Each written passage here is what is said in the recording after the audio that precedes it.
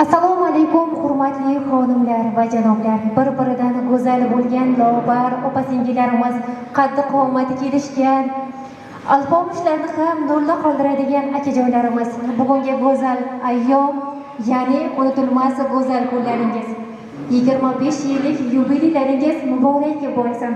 Ayni fursatlarda Samarqand viloyati Urgut tumani Bunyodxon mahallasining yana bir faollari, ya'ni 52-umumta'lim maktabini 1984-yil o'quvchilarini 25 yillik yubileyda uchrashib turibmiz.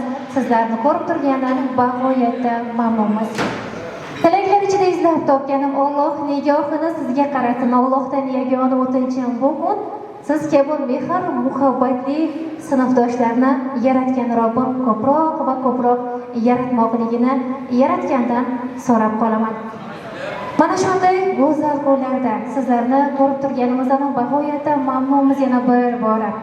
Azizlar, kimdir shifokor, kimdir o'qituvchi, kimdir tadbirkor, bolalikdan orzu qilgan go'zal kasbini egasi bo'lib, hozirda yaxshi bir stolni egasi bo'lib o'tiribmiz.